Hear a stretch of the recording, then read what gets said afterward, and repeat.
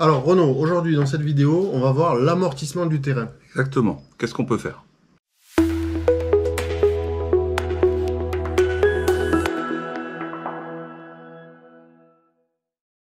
Donc Ben, vraiment en 2 mots, est-ce que tu peux nous rappeler ce que c'est que l'amortissement? Ouais, alors en fait l'amortissement c'est assez simple finalement. C'est en comptabilité, on vient regarder quelle est l'usure de quelque chose. D'accord? Et on en tient compte dans la comptabilité, notamment en faisant en sorte qu'on puisse re-racheter ça plus tard. C'est ça, en fait, c'est un peu l'État qui nous défiscalise sur le montant d'un objet Ouais, parce qu'il s'use. qui appartient à une société et qui nous permet, donc comme on a été défiscalisé dans le temps, à la fin on peut le changer. On peut en racheter un autre. Ouais.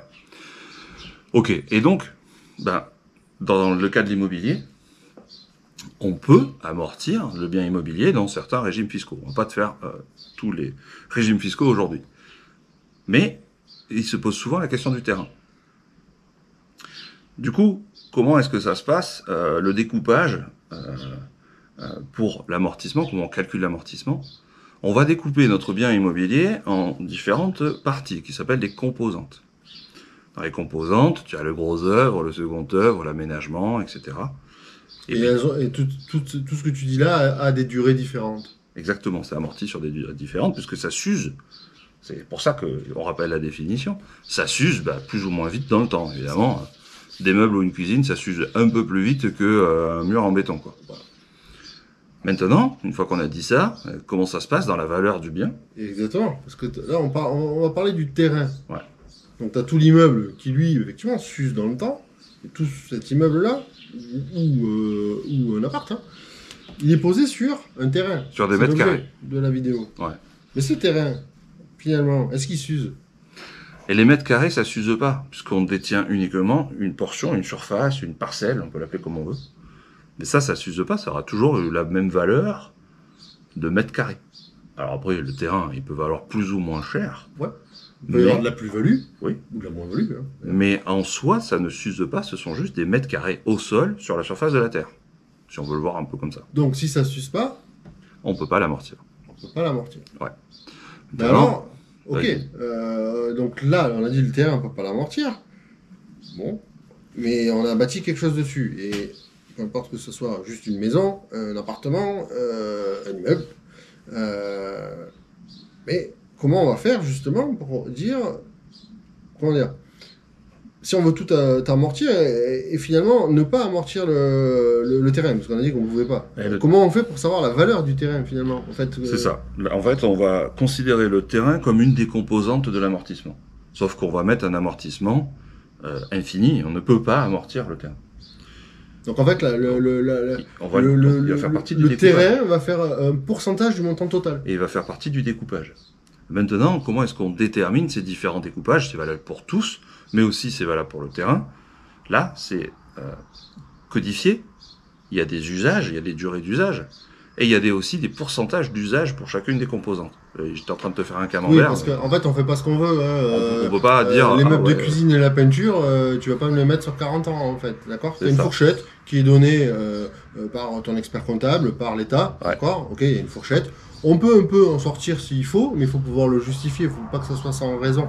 Prendre un exemple d'une voiture, par exemple. Une voiture de société, tu l'uses, d'accord? Peut-être que tu peux l'amortir sur 5 ans, 7 ans, d'accord? Par contre, un taxi, lui, il peut peut-être l'amortir sur 2 ans, parce qu'il la rince, la bagnole. Il va l'user beaucoup plus, ouais. Exactement. Toi, c'est la philosophie. On peut sortir, mais alors à ce moment-là, il faut que ça soit justifié. Exactement. Du coup, là, l'objet de cette vidéo, c'est de savoir déterminer, pour nous, investisseurs, savoir déterminer combien est-ce qu'on va pouvoir amortir sur un bien immobilier complet, que ce soit un appart, un immeuble, une maison, n'importe quoi. Un bungalow, si tu veux. L'idée, c'est de comprendre que, donc on a dit qu'on allait découper différentes composantes, et le terrain, c'est une des composantes. Et donc là, on va juste user, alors on va, user de bon sens. On va déjà se référer au plan général comptable, qui est utilisé par les experts comptables. Mais puis on va aussi utiliser un peu notre tête et notre bon sens. Dans le cadre d'une maison, le terrain, est-ce qu'il est plus représentatif du prix de la maison que dans le cadre d'un appartement? A priori, oui. Et oui, puisque... Et surtout dans le cadre d'un immeuble, tu vois, si vraiment on extrapole. Exactement. Si vraiment on extrapole... t'as un immeuble, t'as des mètres carrés et t'as posé 12 appartements dessus. Exactement. Ouais. Donc la proportion de la valeur du terrain est plus basse, en fait, dans le cadre de l'immeuble. Exactement. Alors que dans la maison, la proportion de la valeur du terrain est plus importante. C'est ça. Donc, maintenant qu'on a dit plus et moins, on va te donner quand même des chiffres pour que tu puisses te projeter.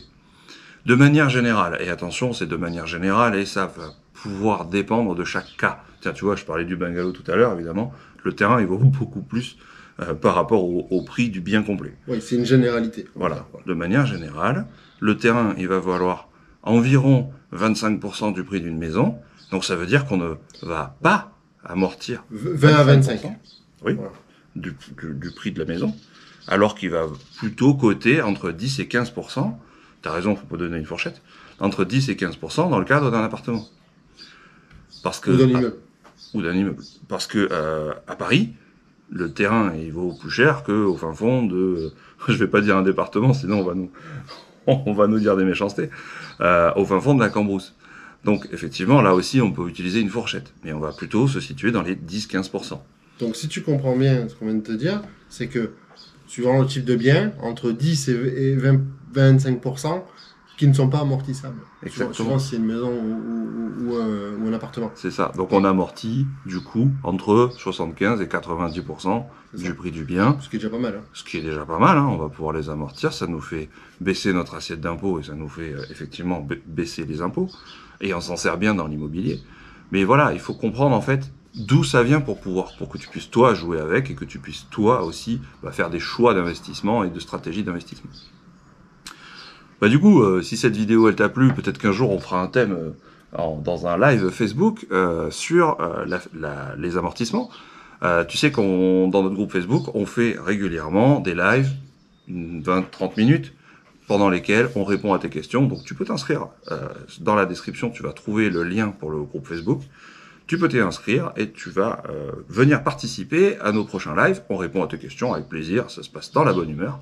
Donc j'espère qu'on te voit dans un prochain live ou dans une prochaine vidéo. Allez, à plus dans le live.